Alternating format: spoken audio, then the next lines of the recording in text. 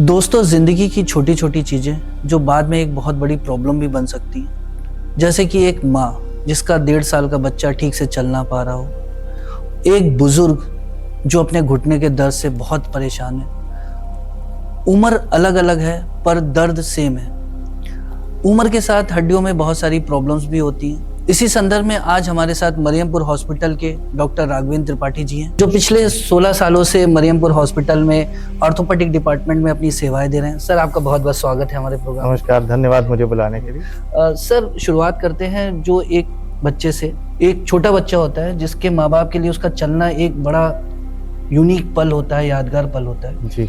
तो जब बच्चा ठीक से चल नहीं पाता, उसको दिक्कतें होती हैं, तो ऐसे पेशेंट भी आपके पास आते होंगे, तो उसके बारे में ये क्या एक प्रॉब्लम है, क्या उसके बारे में सर बताएं। देखिए, ये जानने के पहले सबसे पहले ये जानना जरूरी है बच्चा चलता कब है। नॉर्मल बच्चों के लिए चलने का जो समय सीमा निर्धारित है वो है करीब 1 साल से लेके 1.5 साल की उम्र तक ज्यादातर बच्चे चलने लगते हैं। बोला जाए तो 12 से 18 महीने में। कुछ बच्चे थोड़ा देर से चलते हैं, खासकर जब ट्विन प्रेगनेंसी होती है, यानी कि 2 बच्चे एक साथ पैदा हुए हों, वहां पे ये 2 साल तक भी जा सकता है।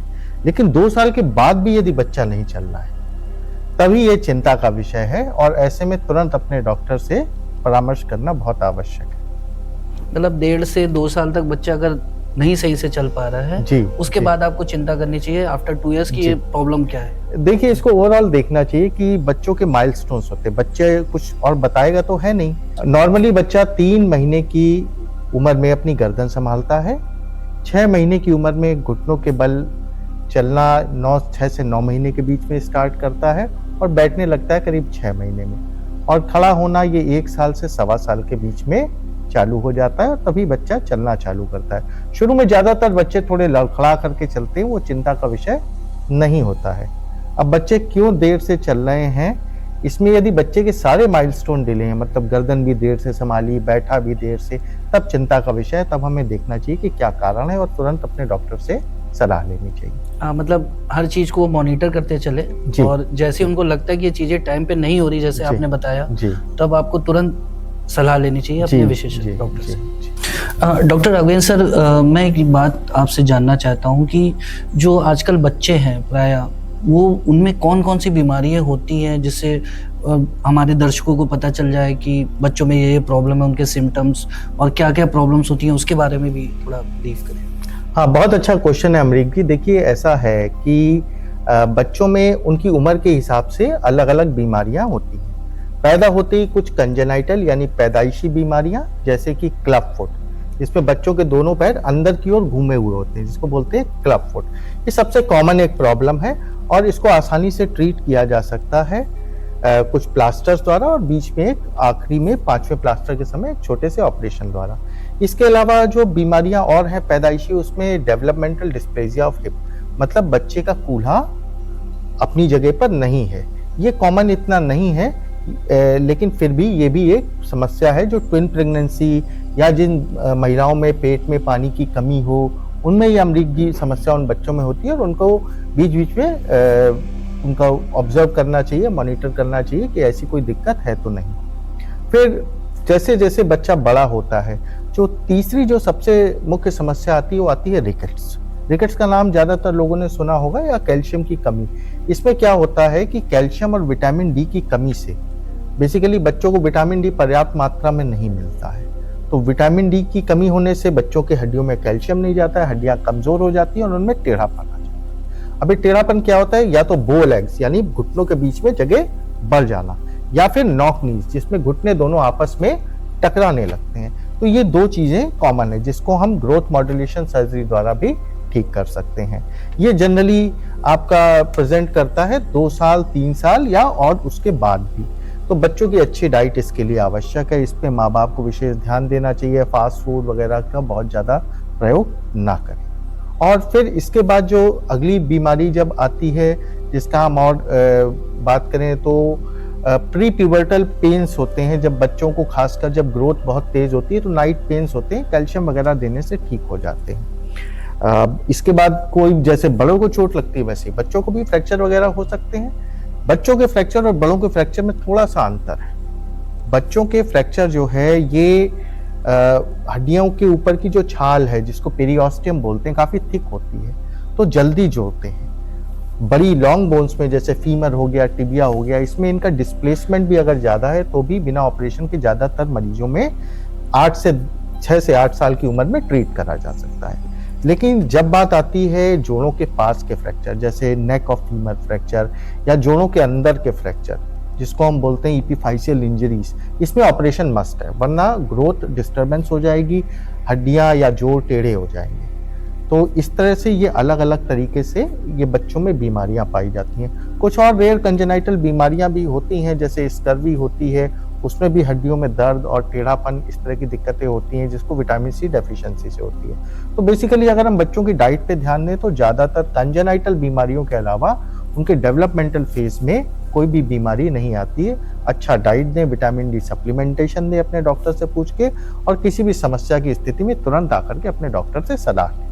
मतलब आज आप जैसे आप बता रहे हैं कि बहुत सारी जो प्रॉब्लम्स होती हैं वो प्रॉब्लम्स रिकवर हो सकती हैं, उसके लिए इतना घबराने की जरूरत नहीं है अगर समय रहते आपके पास बिल्कुल बिल्कुल, ज्यादातर प्रॉब्लम्स रिकवर हो जाती हैं, ज्यादातर प्रॉब्लम्स में कोई दिक्कत नहीं आती है। अमूमन आप ले लीजिए सेरेब्रल पैल्सी, माँ बाप बड़े एकदम परेशान हो जाते हैं, अरे भाई बच्चे को सेरेब्रल पैल्सी, मेरे बच्चे को डायग्नोज हो गया है।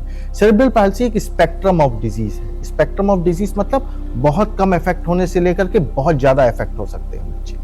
बहुत कम इफेक्ट में सिर्फ थोड़ा सा चाल में एबनॉर्मेलिटी, पैर बाहर करके चलना, थोड़ा लंगड़ापन, थोड़ा हाथ कम यूज करना, और बहुत ज़्यादा इफेक्ट होने से ये बिल्कुल बेड रिडन भी बच्चे होते हैं। लेकिन हमारा एम होता है जो भी प्रॉब्लम है, इवन बेड रिडन बच्चों में भी हमारा एम होता है किसी तरह से उनको व्हील चेयर बाउंड कर दिया जाए, मतलब कम से कम वो व्हील चेयर पे तो आ जाए, या जो बच्चे व्हील चेयर पे हैं उनको खड़ा करने की कोशिश और चलाने की कोशिश। हमारा एम सिर्फ ये होता है अमरीत जी कि हम इन बच्चों को किसी तरह अपने पैरों पे खड़े करने लायक बना दें, या कम से कम इस लायक कर दें कि माँ बाप को उनका डे टू डे केयर में दिक्कत ना हो। इसलिए भी इसका ट्रीटमेंट बहुत ज़रूरी है। अच्छा डॉक्टर राघवेंद्र सर, मैं एक और आपसे सवाल पूछना चाहूँगा। जो वर्तमान समय पे माँ बाप जो बच्चों को जैसे ट्रीट कर रहे हैं, जो उनको पाल रहे हैं जिस तरह, उसकी भी एक वजह है हड्डियाँ बच्चों की कमज़ोर हो रही है या इस तरह की प्रॉब्लम्स हो रही है? देखिए हमारे ज़माने में या थोड़े साल, कुछ एक साल पहले, ये मोबाइल और इन सब चीज़ों का प्रयोग बहुत नहीं होता था। बच्चे आपस में खेलते थे, घर के आसपास आस पड़ोस में 8-10 बच्चे होते थे, खेलते थे, दौड़ते भागते थे, भूख लगती थी, खाना खाते थे। अब पूरे टाइम अगर आप कंप्यूटर और मोबाइल पे ही लगे रहेंगे तो कोई फिजिकल लेबर नहीं करेंगे, ऑब्वियसली भूख नहीं लगेगी, भूख नहीं लगेगी तो खाना नहीं खाएंगे। दूसरा, बाहर का खाना बहुत खाने लगे हैं, मोमोज हो गया। तो माँ बाप को किसी न किसी तरह कोशिश करनी चाहिए, थोड़ा सा स्ट्रिक्टनेस बच्चों की डाइट पे होना बहुत ज़रूरी है। देखिए अगर नहीं रखेंगे तो फिर काम दिक्कत आएगी, आपको ही दिक्कत आएगी और फिर आपको डॉक्टर के पास बार बार भागना पड़ेगा। अच्छा सर, जैसे बहुत सारे माँ बाप बच्चों की हाइट को लेके भी चिंतित रहते हैं कि मेरा बच्चा की हाइट कम ना हो, तो उसके लिए भी एक जो आजकल मिथ चलता है बच्चा हमारा, तो उसके बारे में सर थोड़ा जो हाइट होती है, बहुत अच्छा सवाल है आपका अमरीत जी। जो हाइट होती है ये माँ और बाप दोनों की हाइट पे निर्भर करती है। अब किसी बच्चे के माँ बाप दोनों ही अगर 5 foot 5 foot 10 5 foot 3 inch 4 inch के हैं तो you can not expect that child to, मतलब आप ये उम्मीद नहीं कर सकती कि बच्चा एकदम से 6 फीट का हो जाएगा। काफ़ी कुछ हेरिडिटरी भी होता है, जिसको बोलते हैं कि ओवरऑल हमारे परिवार में लोगों की लंबाई कितनी है। लेकिन स्टंटेड ग्रोथ हो जाती है वो जब भी न्यूट्रिशन अच्छा नहीं होगा। तो सारी बात ले दे करके रद्द-ए-रुआब ये है कि न्यूट्रिशन इज़ वेरी इंपॉर्टेंट। अगर अच्छा न्यूट्रिशन नहीं देंगे तो हाइट भी अच्छी नहीं होगी। तो सर हमारे दर्शकों को थोड़ा बताएं कि डाइट में बच्चों की क्या क्या ध्यान रखना चाहिए जिससे उनकी हड्डियाँ मजबूत रहें। बच्चों को आपके घर में जो आपकी दादी, आपके माँ बाप ने आपको खिलाया है, बैलेंस डाइट थी, ज़्यादा इधर उधर की चीज़ों के पीछे ना भागें। घर की दाल, रोटी, सब्जी इज मोर देन एनफ, पूरा प्रोटीन है, सब कुछ है। विशेष प्रकार के फूड प्रोडक्ट्स की बिल्कुल ज़रूरत नहीं है। नॉर्मल खाना दीजिए जो आपके घर में बनता है। शुरू से बच्चों को उस नॉर्मल खाने की आदत डालें। बाहर के चिप्स, कोल्ड ड्रिंक, जूस, ये सब तो बिल्कुल ठीक नहीं। मतलब कभी कभार once in a blue moon तो ठीक है, लेकिन ये नहीं कि आप रोज, बच्चा पेट ही इससे भर रहा है तो फिर तो काम, तो उसका विकास कैसे? विकास नहीं।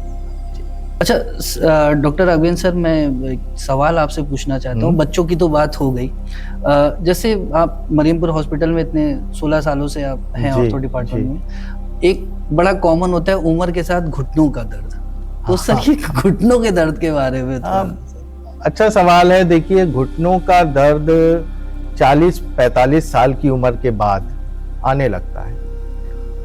मैं अपने मरीजों को इस प्रकार समझाता हूँ मरियमपुर में भी, और कि भाई देखिए, घुटने उसी तरह से हैं जैसे कार के टायर, समय के साथ तो थोड़ा घिसेंगे ही जितना प्रयोग होगा। घुटनों के बीच में मेनिस्कस होता है सर्वप्रथम, जिसको हम एक शॉक एब्जॉर्बर बोलते हैं। सबसे पहले वो घिसता है, फिर कार्टिलेज, फिर उसके बाद आर्थराइटिस स्टेज आती है, फिर अल्टीमेटली घुटने टेढ़े होने लगते हैं और नी रिप्लेसमेंट की नौबत आती है। मरियमपुर में हम लोग इसके लिए एक विशेष ऑपरेशन करते हैं जिसको बोलते हैं हाई टिबियल ऑस्टियोटमी।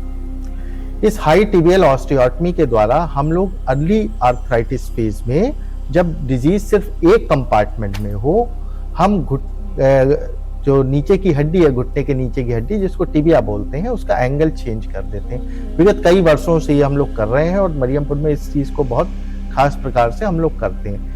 एक तो ये सर्जरी हम लोग बहुत कर रहे हैं मरियमपुर में, जिसमें कि मरीजों के घुटने बदलने की दर काफी कम आ गई है। दूसरा, बच्चों की हड्डियों से संबंधित, जो पैदाइशी हड्डियों से संबंधित रोग हैं, उनका भी इलाज इस हॉस्पिटल में ही, इस कानपुर में सबसे बेहतर प्रकार से हो रहा है। विगत कई वर्षों से हमारे सीनियर्स ने भी और हम लोग ने भी अब ये बागडोर संभाली हुई है, और बच्चों और बड़ों के इलाज दोनों ही हमारे मरियमपुर में सबसे अच्छे प्रकार से हो रहे हैं। अच्छा डॉक्टर राघवेंद्र सर, मैं एक चीज और है, बहुत सारे लोग, जैसे आपने बोला कि ऑपरेशन की दर कम हो जाती है, जो आपने थेरेपी बताई जी, ये एक प्रकार का ऑपरेशन ही है। एक्चुअली ये बाईपास ऑपरेशन है। बाईपास मतलब इसमें हम घुटने के अंदर कुछ नहीं कर रहे हैं।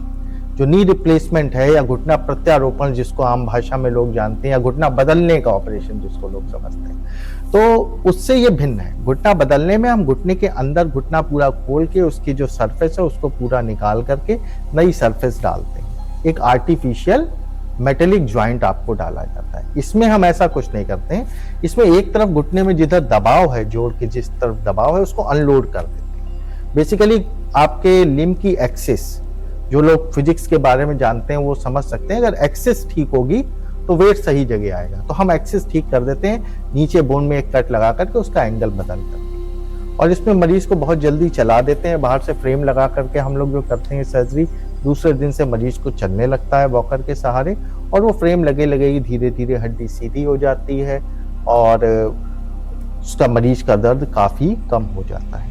मतलब जो आम धारणा है, जो लोग डरते हैं ऑपरेशन से, तो इतना डरना नहीं चाहिए। अब ये पुराने जमाने की बातें हो गई, वो दिन लद गए जब ऑपरेशन से लोग डरते थे। मुख्य डर होता था, अरे डॉक्टर साहब बेहोशी दी जाएगी तो पता नहीं हम वापस निकलेंगे कि नहीं। ऐसा नहीं है। अब बेहोशी, जो एनेस्थीसिया जिसको बोलते हैं, बहुत एडवांस हो गया है। अब उसको कोई दिक्कत नहीं होती है। ज्यादातर मरीजों में हम लोग बहुत अच्छे से उनका चेकअप करते हैं। हॉस्पिटल में जैसे आप मान लीजिए, अगर आपको कंपैरिजन करवाया जाए तो सेफेस्ट फॉर्म ऑफ ट्रेवल क्या है? By air. Air travel safest form of travel कहा गया है, क्योंकि हर स्टेप पे चेकिंग हो रही है। उसी तरह से आप ऑपरेशन के पहले आप मरीज को बहुत अच्छे से उसकी चेकिंग होती है, उसका ब्लड टेस्ट देखा जाता है, छाती का एक्सरे, ईसीजी, जरूरत पड़े 2D इको, सब कुछ नॉर्मल करके पैरामीटर्स, तब सर्जरी करी जाती है। रिस्क बहुत बहुत बहुत बहुत कम होता है। अगर आप रोड पे चलने से तो नहीं डरते हैं ना, रोड पे चलने से एक्सीडेंट होते हैं। मतलब अब ऑपरेशन के लिए, लेकिन आप बताइए, ऑपरेशन थिएटर में इतने एक्सीडेंट नहीं होते, रोड पे चलने पे तो डेली एक्सीडेंट होते हैं ना।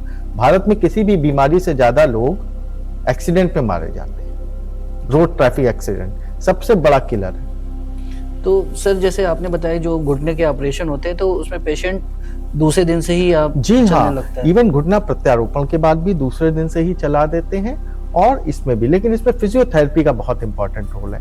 आपको अपने फिजियोथेरेपिस्ट की बात माननी पड़ेगी, वो जैसा कह रहा है एक्सरसाइज करने के लिए वो करनी पड़ेगी। आपके डॉक्टर जो एक्सरसाइज बताएं उस पर ध्यान देना पड़ेगा। कुछ प्रिकॉशंस बताए जाते हैं कि उकड़ू ना बैठें, पालथी ना मारें, कमोड यूज करें। इन सब चीजों का ध्यान रखेंगे, बहुत अच्छे से जीवन कटेगा। बाकी का जीवन आराम से कटता चला जाएगा। डॉक्टर राघवेंद्र सर, जैसे आपने बोला फिजियोथेरेपी का एक बहुत बड़ा रोल है ठीक होने में, तो लोगों को फिजियोथेरेपी पे फोकस जरूर करना चाहिए। ऑपरेशन के बाद भी उसका भी उतना ही रोल है जितना इलाज का है। देखिए, फिजियोथेरेपी थेरेपी का रोल डेफिनेटली है। आपकी कोई भी जॉइंट पे मूवमेंट कैसे हो रहा है, वहां पे आसपास जो मांसपेशियां हैं वही करवा रही हैं मूवमेंट। अब अगर वो मांसपेशियां ही नहीं स्ट्रांग होगी, उनमें ताकत नहीं होगी, तो हम भले ही कितना जोड़ बदल दें, नहीं चल पाएगा ना। तो मांसपेशियों को मजबूत करना, ये काम है फिजियोथेरेपी द्वारा। आपकी मांसपेशियों को मजबूत करना, ट्रेन करना बहुत इंपॉर्टेंट स्टेप है। ज्यादातर मरीज एक प्रॉपर तरीके से अगर उनको फिजियोथेरेपी करी जाए तो सर्जरी के बाद पूरी तरह से रिकवर कर जाते हैं, अपनी नॉर्मल लाइफ जीते हैं। जो पेशेंट लड़खड़ाते हुए या मुश्किल से चलते हुए आते हैं, वो यहाँ से चल के जाते हैं और 6 महीने साल भर बाद they are doing jogging, running, everything, सब कुछ वो कर लेते हैं, कोई ऐसी दिक्कत नहीं आती है। अच्छा सर, जैसे आजकल ये देखा गया है कि मोटापा बहुत तेजी से बढ़ रहा है लोगों में, और जैसे घुटना प्रत्यारोपण में भी आपने जैसे बताया कि 40-45 की एज के बाद ये चीजें शुरू होती हैं, तब तक आदमी काफी वेट भी गेन कर लेता है। तो क्या मोटापा भी सर एक इसका बहुत बड़ा कारण है? बिल्कुल, मोटापा कारण है। मोटापा कारण इसलिए है कि आपकी हर एक शरीर के ज्वाइंट को आपकी हाइट के अनुसार आपके शरीर का वजन होना चाहिए, जिसको बोलते हैं metabolic index, basal metabolic index, BMI। तो अगर आपका वजन ज्यादा है आपकी हाइट के अनुपात में, तो अगर BMI ज्यादा हुई तो डेफिनेटली उन जोड़ों पे प्रेशर ज्यादा आएगा। ज्यादा प्रेशर आएगा, जल्दी खराब आ जाएंगे। फिर से मैं इसको एक बार कार के माध्यम से ही समझा दूं आपको। एक कार जिसमें 4 लोग बैठने, उसमें 12 लोग बैठ करके सुबह शाम सफर करेंगे, तो उसको शॉकर जल्दी बैठ जाएंगे। तो अवर नीज, हमारे घुटने जो हैं, हमारे बॉडी के शॉक एब्जॉर्बर है। तो अगर वेट ज्यादा होगा तो दिक्कत होगी। तो अपने को फिट रखना, व्यायाम तो बहुत जरूरी है। कंट्रोल डाइट, अच्छी डाइट, व्यायाम, इसके बिना कोई काम नहीं चलेगा। मतलब संतुलित आहार रखें, व्यायाम करें, एक्सरसाइज करें। जी। यहाँ तक मैं भी रोज सुबह एक्सरसाइज करता हूँ, रोज सुबह 2 घंटे रनिंग करता हूँ एट माई एज। तो मेरे ख्याल से कम जॉगिंग नहीं तो वॉकिंग तो करनी चाहिए। और 50 साल की उम्र तक तो जॉगिंग डेफिनेटली आदमी कर सकता है। उसके बाद भी डेली 2 से 3 किलोमीटर वॉक करना बहुत जरूरी है। अच्छा सर, जिनके घुटने बदले जाते हैं, तो क्या उनको भी लाइफ स्टाइल में मतलब बहुत केयर करके रहना है, या वो एकदम जैसे वॉक भी कर सकते हैं, नॉर्मल जिंदगी जी सकते हैं, वॉकिंग वगैरह की भी कोई उनको प्रॉब्लम नहीं, ऐसा कुछ? देखिए, अब ये कहना बिल्कुल झूठ होगा कि बिल्कुल नॉर्मल हो जाते हैं। बिल्कुल नॉर्मल तो आप जब नहीं हो, कोई भी नहीं कर सकता है, लेकिन अगर कहा जाए तो बहुत कुछ नॉर्मल हो जाता है। आपका डे टू डे पेन जो है वो खत्म हो जाता है। आप जो पहले ढुलक के चल रहे थे, प्रॉपर वॉक करने लगते हैं। आप अब किसी के मोहताज नहीं हैं। कुछ लोगों को छड़ी की जरूरत कुछ दिन पड़ती है, फिर छूट जाती है, छड़ी भी छूट जाएगी, उसकी भी चिंता नहीं करें, और कभी कोई दिक्कत नहीं आती है। पहले के मुकाबले बहुत अच्छा महसूस करते हैं, जोड़ प्रत्यारोपण के बाद भी और हाई टिबियल ऑस्टियोटमी के बाद। देखिए, दोनों ही प्रकार की सर्जरी करी जा सकती है डिजीज के स्टेज पे डेवलप। अगर डिजीज यूनिकॉन्डाइलर है, मतलब एक ही कॉन्डाइल इन्वॉल्व है, तो इसको हम हाई टिबियल ऑस्टियोटमी द्वारा अच्छे से ट्रीट कर सकते हैं। लेकिन अगर मान लीजिए ट्राई कंपार्टमेंट डिजीज है, यानी कि घुटने के दोनों जोड़ और पटला यानी कटोरी और घुटने के बीच के जोड़ में भी आर्थराइटिस की स्थिति आ गई है, तब फिर हमको घुटने का प्रत्यारोपण ही करवाना चाहिए। डॉक्टर साहब, आपने बहुत अच्छी जानकारी दी। तो मैं चाहूंगा कि एक संदेश हमारे दर्शकों को जरूर दें, जिससे उनको लाभ मिल सके। धन्यवाद अमरीत जी आपका मुझे यहाँ बुलाने के लिए। और जाते जाते एक बात मैं कहना चाहूंगा कि जिंदगी का नाम चलना है। Mobility is life. चलते रहें, अच्छा आहार लें, संतुलित आहार लें और हमेशा मुस्कुराते रहिए। मुस्कुराहट सारे मर्जों की दवा है। तो दोस्तों, देखा हमारे डॉक्टर राघवेंद्र त्रिपाठी सर जो मरियमपुर हॉस्पिटल में हैं, उन्होंने कितने आसानी से बताया कि आपको अगर स्वस्थ रहना है तो एक जीवन शैली में व्यायाम ज़रूर करना है, खान पान का विशेष ध्यान रखना है, जंक फूड वगैरह से जितना हो सके आप उसका परहेज करें। तो इसी तरह की जो टिप्स हैं हेल्थ रिलेटेड, उसको देखने के लिए हमारे मरियमपुर के पेज को ज़रूर फॉलो करें। अगली बार फिर नए शख्सियत के साथ मिलेंगे, तब तक के लिए नमस्कार। नमस्कार, धन्यवाद।